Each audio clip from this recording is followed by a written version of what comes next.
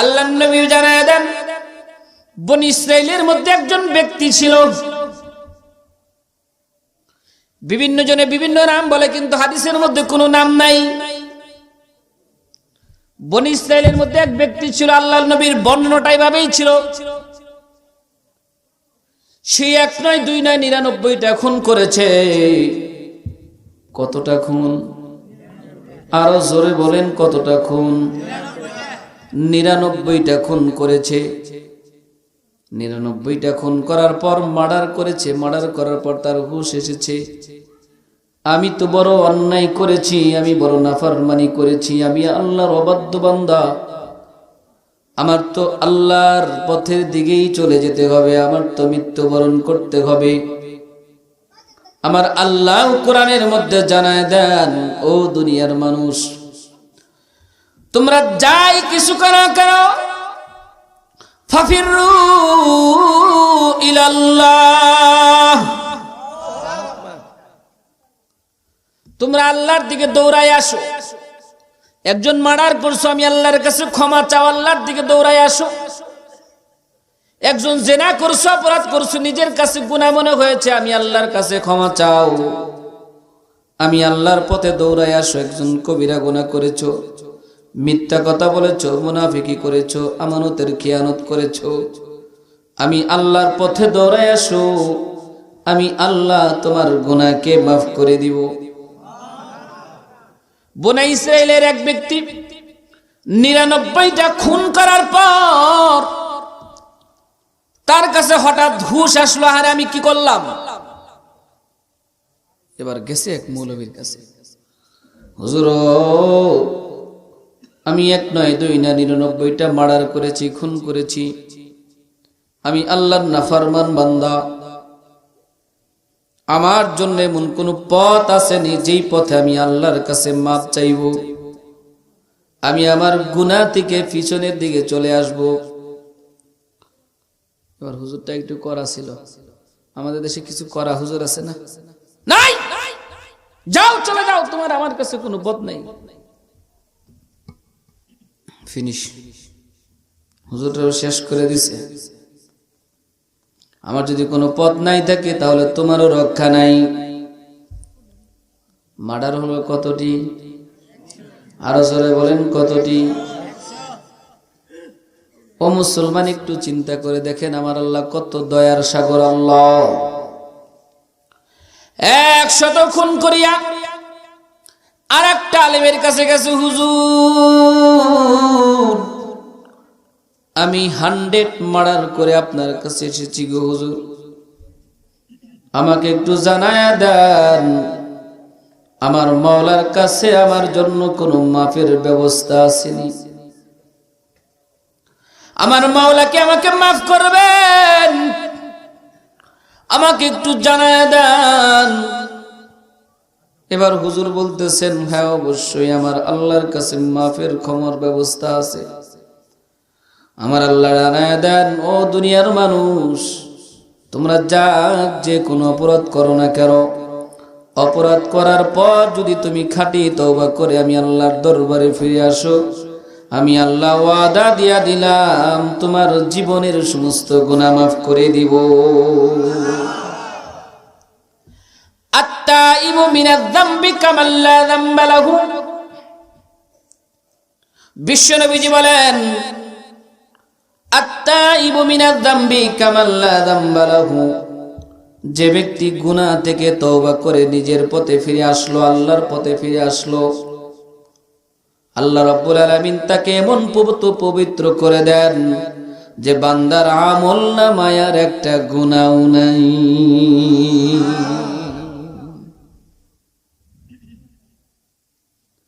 পছন্দ হয় না? এই হাদিস কি ভালো লাগে না বলেন তো? তওবা করা দরকার আছে না নাই বলেন তো? কিন্তু শেষ বয়সে যদি মৃত্যুর আগে তওবার সুযোগ খুঁজেন তাহলে কিন্তু তওবার পথ পাওয়া যাবে না। কথা বলেন ঠিক কি না?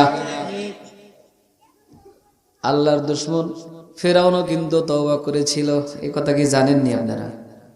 ফিরআউন তওবা করেছিল, জানেননি? ফিরআউনের কাছে যখন আজরাইল হাজির, তখন আজরাইলকে ডাক দেয়, বলে আজরাইল, আমার জানটা নিও না, আমার জানটা নিও না। আমানতু বিরব্বি মূসা ওয়া হারুন, আমি মূসা এবং হারুনের রবের উপর ঈমান আনলাম। আমার আল্লাহ জানায় দেন, আল্লাহ এখন আর কবুল হবে? আরো জোরে বলেন, এখন কবুল হবে? তওবা করার সময় তওবা করতে হবে। 100 খুন করিয়া আলেমের কাছে গেছে, আলেম বলছেন আমি তো এরকম বুজুর্গ না, ওই যে দূর এলাকার মধ্যে একজন বুজুর্গ আছে, ওই এলাকার মধ্যে হুজুরের কাছে যাইয়া হুজুরের হাতে তওবা করে নিবা। আমার আল্লাহ তোমার জীবনের সমস্ত গুনাহগুলোকে মাফ করে দিবেন। আল্লাহর বান্দা দৌড় মারছে,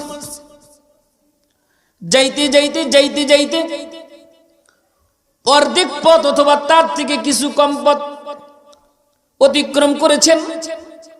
আমার আল্লাহ আজরাইলকে ডাক দেয়, বলে আজরাইল, যাও আমার বান্দাকে কবজ করে, জানটা কবজ করে নিয়ে আসো।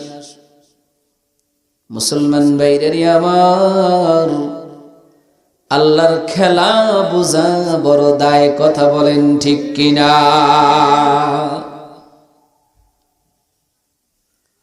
আজরাইল জানটা কবজ করে নিয়ে গেছেন। ইতিমধ্যে রূহটাকে নেওয়ার জন্য জান্নাত থেকে একদল ফেরেশতা আসছেন, যে জান্নাতের মধ্যে রূহটাকে ইল্লিয়িনের মধ্যে নিয়ে যাওয়া হবে, উচ্চ মাকামের মধ্যে নিয়ে যাওয়া হবে। আবার সিজ্জিন জাহান্নাম থেকে একদল ফেরেশতা আসছেন, জানটাকে সিজ্জিনের মধ্যে নিয়ে যাবে। দুই দল ফেরেশতার মধ্যে তর্ক বিতর্ক।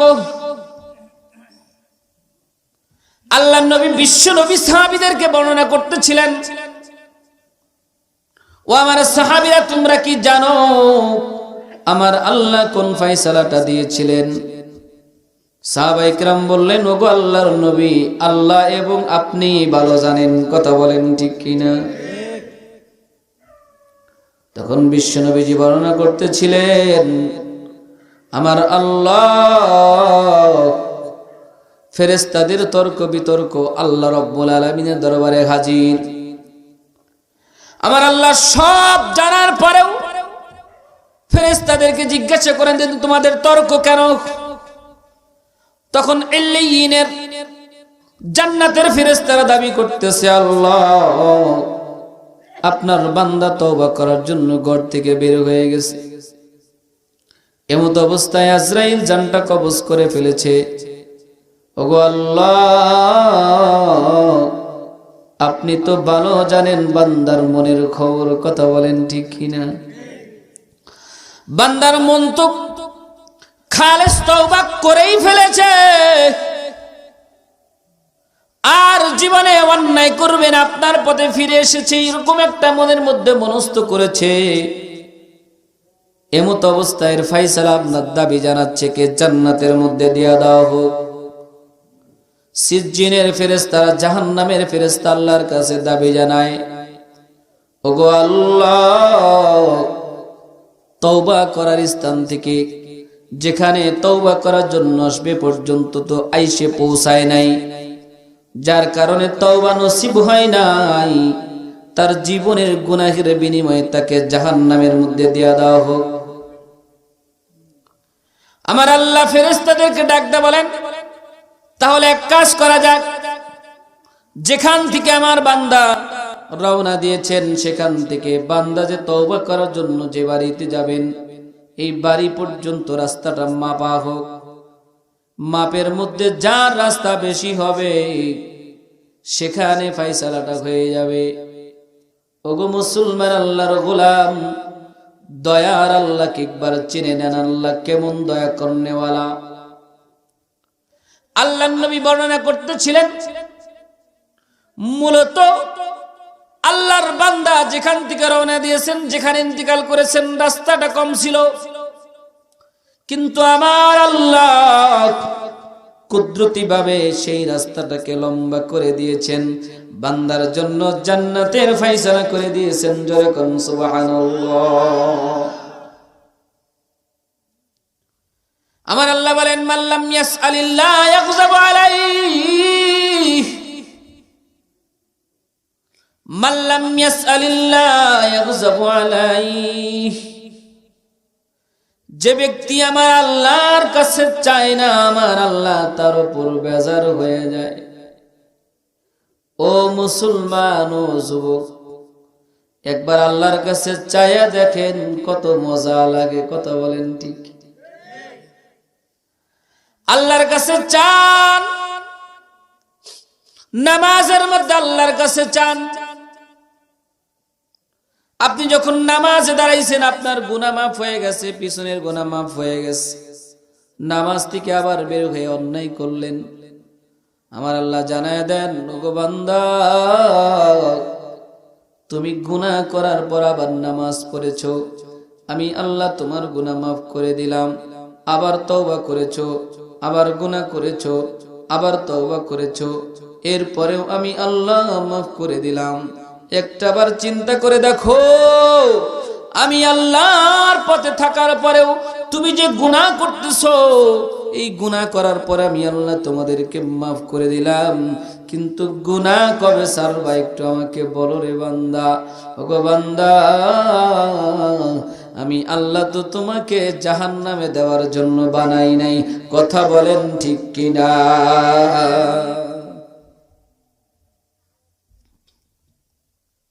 জান্নাতের মধ্যে কিয়ামতের ময়দানে কি অবস্থা হবে, বিশ্বনবী এক হাদিসের মধ্যে বলেন, মানুষের মধ্যে থেকে, ইনসানের মধ্যে থেকে 999 জন মানুষ জাহান্নামে যাবে, একজন মানুষ জান্নাতে যাবে। সাহাবায়ে কেরাম এই হাদিস শোনার পর হাউমাউ করে কান্দে। 1000 মানুষের মধ্যে 999 জন জাহান্নামী, মাত্র একজন যাবে জান্নাতে। বিশ্বনবীজি বলেন, তোমরা হাউমাউ করে কেন কান্দো? আমার আল্লাহ তোমাদের জন্য ভিআইপি নিয়ামত রাখছেন। ওগো আমার উম্মত, ওই 999 জন মানুষ আমার উম্মত হবে না, আর একজন মানুষ যে জান্নাতে যাবে, ওই মানুষটা হবে আমি নবীর উম্মত। জোরে কোন সুবহানাল্লাহ। ওই নবীকে ভালোবাসার দরকার আছে না নাই বলেন তো? আরো জোরে বলেন, নবীকে ভালোবাসার দরকার আছে না নাই? কেন ভালোবাসবেন না নবীজিকে? আমার নবী দয়ার নবী, মায়ার নবী, তাহাজ্জুদের নামাজ পড়তেন। সুবহানাল্লাহ বলেন না? কোন একদিন রাত্রিতে আল্লাহর নবী গভীর ঘুমের মধ্যে, আল্লাহর নবী গভীর ঘুমের মধ্যে, তাহাজ্জুদের সময় হয়ে গেছে, আল্লাহর নবী এখনো ঘুম থেকে উঠেন নাই, তাহাজ্জুদের নামাজের জন্য দাঁড়ান নাই। আমার আল্লাহ জিবরাইলকে ডাক দে, বলে, জিবরাইল, ও জিবরাইল, তুমি আমার বন্ধুর কাছে যাও, আমার বন্ধুকে গিয়া সালাম জানাও, আর আমার বন্ধুকে যায়া বলো, আমার বন্ধু যেন না ঘুমায়, আমার গুনাহগার উম্মতের জন্য কান্দে।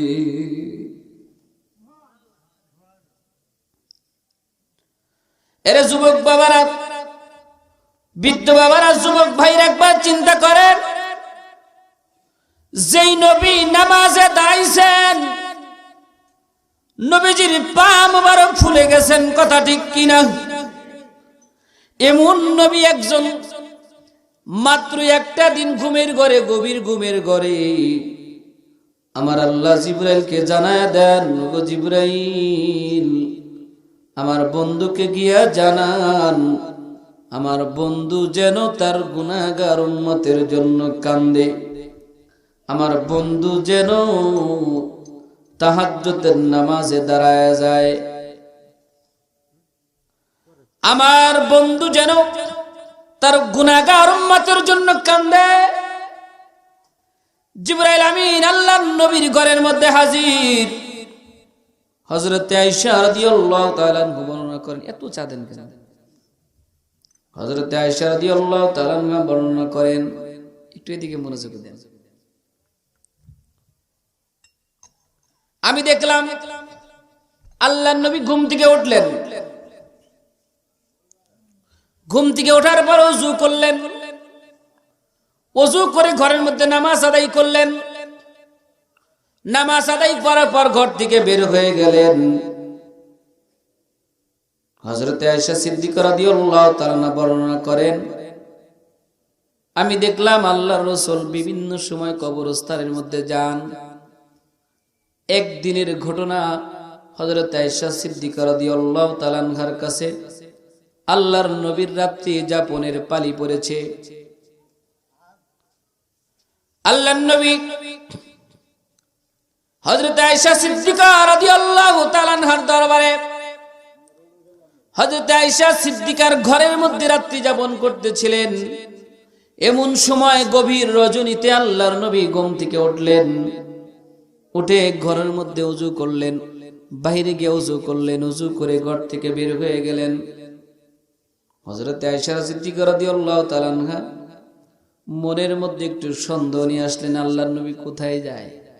না জানি আমার ঘরের পালি অন্য কোন স্ত্রীর ঘরে যায় কিনা একটু একটু দেখার জন্য মনের মধ্যে ওয়াসওয়াসা আসতে পারে কি পারে না বলেন? মনের মধ্যে ওয়াসওয়াসাকে দূর করার জন্য আল্লাহর নবীর পিছনে পিছনে হযরত আয়েশা সিদ্দিকা রাদিয়াল্লাহু তাআলা আনহা হাঁটা শুরু করে দিলেন। আল্লাহর নবী কিছু দূরে যাওয়ার পর জান্নাতুল বাকির মধ্যে গেছেন। সুবহানাল্লাহ বলেন না? যারা মদিনা শরীফে গেছেন তারা দেখবেন মদিনা শরীফের রাসূলের রওজা থেকে একটু দূরে জান্নাতুল বাকি। আল্লাহর নবী জান্নাতুল বাকির কবরস্থানের পাশে দাঁড়াইয়া দুটি হাত উপরের দিকে দিয়া